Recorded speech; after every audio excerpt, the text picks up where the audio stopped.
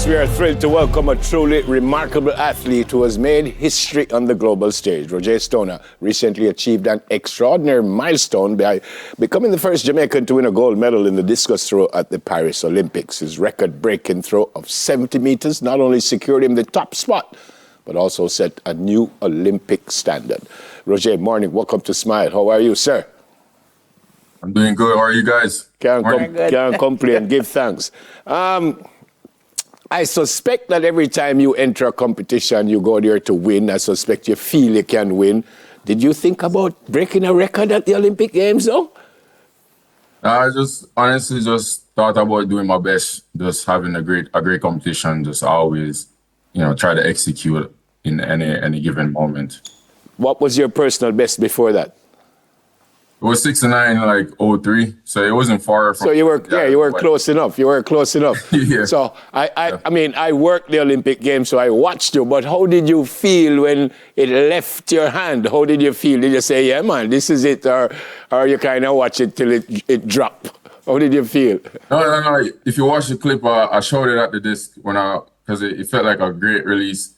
Because the first 3 rounds wasn't really good. Yeah. And that 4th round felt good. And I started showing. I exited out the circle and I started showing again. It's like, yeah, that's it. That's gonna put up a big impact on the competition. Yeah. What was the training regimen like, Roje, going into the Olympics?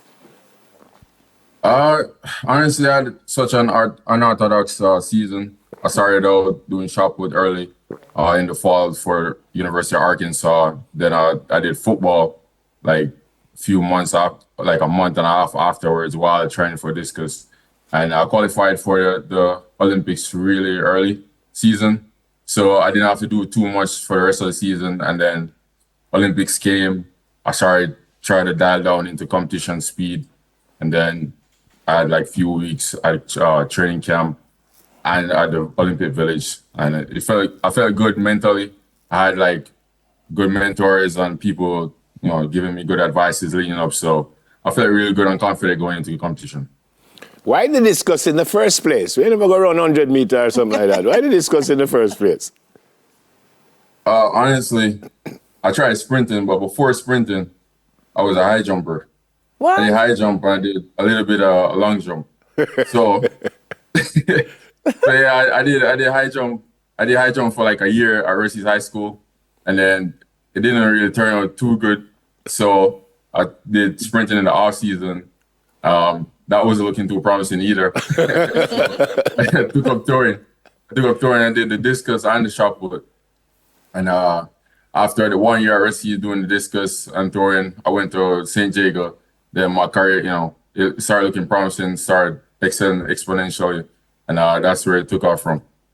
Wow. When we read that you were doing football, I laughed and I said to someone, yeah, man, if him ever throw the football, like him throw the discus, it's like a reach what it's supposed to reach.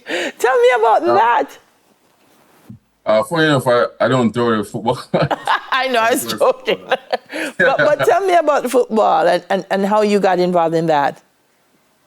So, I started college in at Clemson University, which is a traditional university for football. They won the championship the first year I went there, and after that first year, I started watching the sport a lot on the college level and in the league. So I started getting used to the sport. I started learning about it. I started getting interested, and I was like, these guys. I see these guys on campus walking around. I was like, yeah, I mean. I fit the type, and I passed the eye test, and I feel like I could do what they do. Eventually, I just kind of went, I took the risk and went go ask about it and see if I could pursue that sport. What position? Defensive end. Yeah. Also the defensive end and tight end at the tryouts. Yeah. You said afterwards that you're not too certain what you're going to do. Does that mean that you're done with track and field, and are you? Because you said you're not too certain what you're going to do. Does that mean that you don't know if you're going to go football, or it means you might leave track and field, or not track and field, leave field? Yeah, good. I'm not leaving field, but I think I think now that I'm Olympic champion, people are looking out for what I'm gonna do next, especially because I did so well and everybody enjoyed the competition. Now I made a name for myself, Roje Stona, you know, and people are gonna wonder what I'm gonna do next, and I want to see how well I could continue into the sport and what I can accomplish. So I think I'll still be throwing. It's possible, especially after the year that I've had this season. Like I understand that I can be able to multitask a bit, and even if I don't, then I'll do throwing full time. Well, it sounds like you still don't know what you're going to do because you say you think you might continue throwing, but you might do it. So it sounds like you still don't know what you're going to do. I'm definitely going to throw. Yeah, Olympic champion, you have a throw. What was it like in Paris, though, Roje? Because Jamaica is such a world power in track and now in field. What was it like being in Paris and being a Jamaican Olympian? It's a surreal moment just to be at the Olympics. I mean, it's every kid's dream. I was glad I was there to experience it all, and it felt tremendous just competing for sure.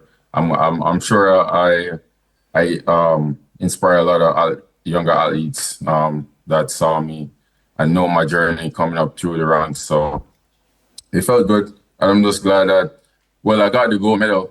And surprisingly, I got the record as well. So I'm just glad I did that for myself, my family, and my country. And an extension to Delia's question about what it was like. What was it like outside of competition? We had a chat with Wayne Pinnock, silver medalist, and him say, oh, the bed them be tough and that kind of stuff. What was it like outside of competition, being in the Olympic Village and being around so many other athletes? What was that part like? It was great. I had no issue. I wouldn't say the food was great. The bed was a little bit short too, and it's kind of tough, but I made it work. I'm not the type to complain about anything, so I made it work. I kind of focus on. So Roje, first you say it was great, and you say the food never so great, and you say the bed did short. So it was great, but not the food, not the bed. So which part did great? Roje just got it for competing, wasn't it? The gold medal. Yeah. That part was great. I agree with you. Were there any Jamaican athletes that you would have probably said to yourself, oh man, I'd love to meet this athlete, and then you got the opportunity to do it at the Olympics? Yeah, it was a bunch, especially just Jamaicans as well. I mean, Shelley was there, Sherika Jackson, a few others, and then even from other sports, I met like a couple of NBA stars. That's pretty much it. Like, I wasn't really wandering around the village trying to meet people, but if I ran into them, that was great. But after you won, I mean, didn't a lot of Jamaicans come up to you and say, hey, Roje, you win? Oh, yeah. See, I'm not really used to that, so when they did it, everybody wanted to take a picture, everybody wanted to ask me how it was, and I just pretty much, be myself and, just appreciate the moment. Roje, from the interview start, I try to figure out that cap the way I have on. It look like there's something on the top turned upside down or something. Or is my TV? So when is next? Diamond League? What you gonna do next? Yeah, so season's still going on. I'm looking to get into the Diamond League. Hopefully the finals as well, and a few other meets in Europe. So that's coming up in a few weeks. Okay. Right. We saw you run over. That's your coach you ran over to after you broke the record, right? Yeah. How did he feel? How did he feel right there? How did he feel? He's a big thing. He's a big thing too. Yeah, he's a icon in the track and field. Yep. Maybe a lot of people might not know him because he's not track, but he's done a few great stuff. Actually, a lot of great stuff. He's a 3-time Olympic champion. Yep. And maybe 3-time world champion indoor and outdoors, something like that. But I've been watching Ryan Crowder since I was in high school, and it's just great to have him there in my corner, just giving me advices, coaching me up on a few stuff. But yeah, he was excited for it. Coach Newell as well. He was there. He was excited for it. I'm pretty sure they saw me preparing for the meet and saw I was looking good. So I know that all of them were happy for me. Excellent. Yeah. But oh, I'm on vacation in Jamaica. Brilliant, Bridget. You have the medal with you right there? You have the medal? Unfortunately, I don't. So wait there. I wish I did. You throw it where? Wait there. No, I can't. No, I can't throw it away. But I don't have it with me right now. Oh, all right. Bridget, thank you so much for speaking with us. On behalf of the entire Jamaica, thank you for what you did at the Olympic Games, gold medal, Olympic record. Amazing. I was going to say you can't get much better than that, but you really can't get much better than that. I mean, you went there to win, you did. I don't know if you went there to break the record, but you did. Yeah. So congrats and just good luck as you continue, whether in football. Because the way you sound, you're going to end up a play all cricket. You know, too sound like, you know, going fully. But thanks a lot, my brother. Really, really appreciate you speaking with us, and God bless you. Keep doing what you're doing. All right?